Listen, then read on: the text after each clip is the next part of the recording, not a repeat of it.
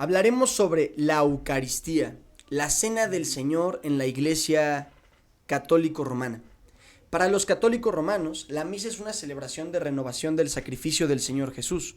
Esta renovación es ejecutada por el sacerdote en el altar bajo los elementos del pan y del vino. Por esa razón, el sacramento al que nosotros llamamos Santa Cena es para los católicos la parte central en la reunión de adoración.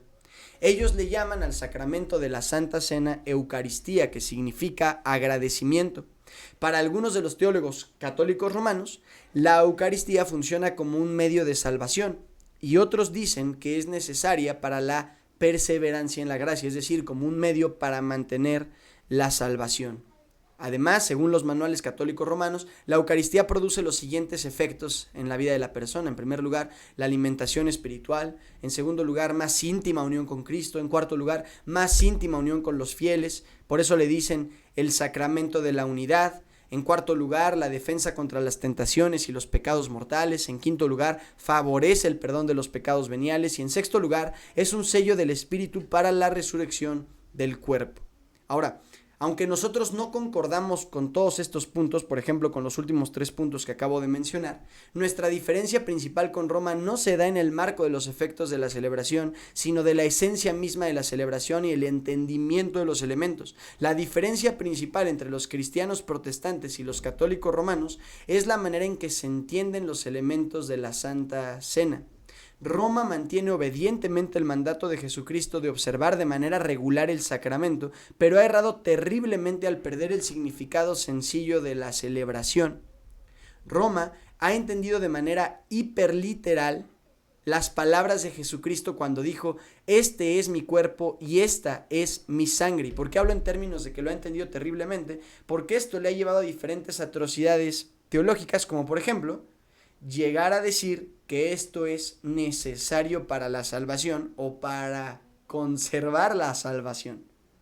Esto es muy irónico y hasta cómico, porque de manera general la Iglesia Católica Romana se caracteriza por interpretar alegóricamente las Escrituras. Entonces ellos interpretan alegóricamente las cosas que tienen que interpretar literalmente y terminan interpretando hiperliteralmente aquellas cosas que tienen que ser interpretadas simbólica o alegóricamente, hermanos. La Iglesia Católica Romana enseña que cada vez que el sacerdote consagra el pan y el vino, estos se convierten literal y sustancialmente en el cuerpo y la sangre del Señor. Esto es difícil de entender incluso para los feligreses católicos, Esto es difícil de entender incluso para los asistentes a la misa. Pero yo lo voy a explicar lo mejor que pueda. El Concilio de Trento, que se celebró en los años 1545 y 1563, dice: en la Eucaristía se contienen verdadera, real y sustancialmente el cuerpo y la sangre, juntamente con el alma y la divinidad de nuestro Señor Jesucristo. A este suceso se le llama transustanciación. La transustanciación enseña que la sustancia del pan y el vino se convierten en la sustancia del cuerpo y la sangre del Señor. A esto se le conoce también como el milagro de la misa. Literalmente la enseñanza es que el pan y el vino se transforman en el cuerpo y la sangre del Señor Jesucristo. Por esa razón, el Concilio de Trento dice que el pan y el vino se convierten verdadera, real y sustancialmente en el cuerpo y la sangre de Jesucristo. Este milagro es tan especial para los católicos romanos que los miembros de la Iglesia deben hacer reverencia ante la hostia consagrada cuando ésta está presente. Curiosamente, esta transformación está incompleta. De hecho, los sentidos, me refiero los ojos, el gusto, el olfato, no pueden percibir ese cambio. El pan, al ojo, al gusto, al tacto, al olfato, sigue pareciendo pan y el vino sigue pareciendo vino. De hecho, si los olemos, huelen a pan y a vino, y si los probamos, saben a pan y a vino, y si nos excedemos, ¿no?, al probar el vino, igual nos emborrachamos, hermanos. Esto me recuerda a la historia del hombre que colocó una barra de jabón junto al arroz. Escuchen esta historia, que es una parábola sobre la creencia de la transustanciación, ¿no? Sobre la creencia de que la sustancia del pan y el vino cambian, aunque sigan viéndose, sigan oliendo, sigan sabiendo a pan y a vino. Escuchen esta historia. Esta es la historia de un hombre que coloca en su tienda una barra de jabón junto al arroz, los garbanzos y las salchichas en su tienda de abarrotes. Cuando un cliente se acerca a los estantes, le pide un poco de cada cosa y también le pide del queso que está junto al arroz, los garbanzos y las salchichas. Pero el tendero le dice: no, señor mío, eso no es queso, eso es jabón. Y el cliente contesta: no, señor, eso es queso. No, mi estimado, replicó el tendero, eso es jabón de lavar. Ah, me toma usted por tonto, dice el cliente, eso es queso. Es jabón, señor. No, hombre, eso es queso. Dice el tendero: bueno, ¿por qué no prueba un poco para que se dé cuenta de que se trata de jabón y no de queso? De acuerdo, dice el cliente. Entonces el cliente toma un pedazo con sus dedos del supuesto queso y lo ingiere. Y le dice, muy seguro, el dueño de la tienda: ¿verdad que sabe a jabón?, preguntó. Claro, este queso extrañamente me sabe a jabón. Esto es lo que pasa con los teólogos católicos romanos y muchas personas que, sin entender de lo que se habla, insisten en que el cuerpo y la sangre de Cristo han tomado lugar sustancialmente en el pan y en el vino. Ahora, ¿cómo explican los católicos romanos que aquello que huele a jabón, que aquello que sabe a jabón, que aquello que se ve como jabón, cómo explican que sea queso, no?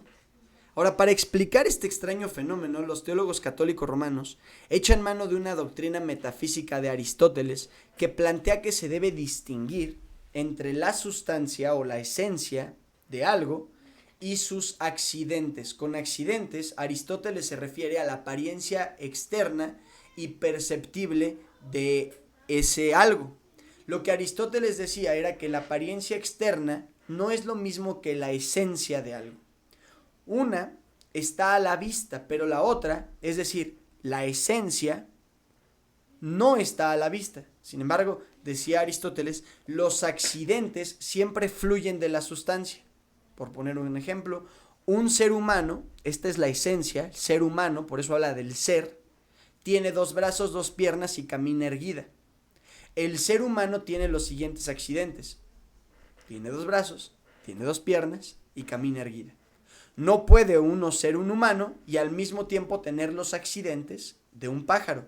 En otras palabras, no podemos decir que algo con cola y alas es a la vez un ser humano, porque esos accidentes no se conforman a la esencia de aquello de lo que estamos hablando. Por raro que parezca, la Iglesia Católica Romana echa mano de esta enseñanza de Aristóteles para definir el milagro de la misa, que más bien es un doble milagro, porque cambia la sustancia del pan y del vino de manera milagrosa, pero de manera igualmente milagrosa se mantienen los accidentes del pan y del vino, de tal manera que la esencia del pan y el vino se transforman en la esencia de Cristo, pero las propiedades del pan y el vino siguen siendo las mismas. Tal cual lo que dicen es que nosotros podemos tener a un ser humano en el cuerpo de un pájaro, o que nosotros podemos tener todas las propiedades del queso en un jabón. Hermanos, esto es lo que enseña la doctrina de la transustanciación. Esta idea de la transustanciación no está presente en los escritos bíblicos, ni tampoco puede ser seguida en los padres de la iglesia, y por supuesto no es presente a los sentidos. Por eso, dicen ellos, se tiene que aceptar y recibir por fe. Aunque Roma quiera seguir la tradición de los padres de la iglesia para sostener la transustanciación, esto es imposible. Los católicos van a citar a menudo a algunos padres de la iglesia y la forma en que se expresan de la Santa Cena, pero sus palabras son ambiguas y nunca van a aprobar la transustanciación. Un ejemplo de cómo los católicos van a citar a un padre de la iglesia para decir que en ellos está la doctrina de la transustanciación se da en la cita de Clemente de Roma en el siglo I, de que en la comunión está el cuerpo y la sangre del Señor. Pero como nosotros vamos a ver, esto no puede probar la transustanciación, porque lo que Clemente está haciendo es simplemente repetir las mismas palabras que Cristo dijo, tal como lo hacemos nosotros cuando citamos la Biblia. De hecho, los protestantes también decimos, cuando oficiamos la Santa Cena, que ese es el cuerpo y que esa es la sangre de Cristo, porque estamos citando las Escrituras. Las Escrituras así nos lo presentan. Entonces, una cosa es la cita que se dice y otra cosa es la interpretación que se da, de tal manera que tener estas palabras no son suficientes para probar que Clemente creía que el cuerpo y la sangre del Señor estaban presentes de manera sustancial en el pan y en el vino. Además, Habrá muchos otros ejemplos de que los padres de la iglesia tomaban la cena del Señor de manera espiritual.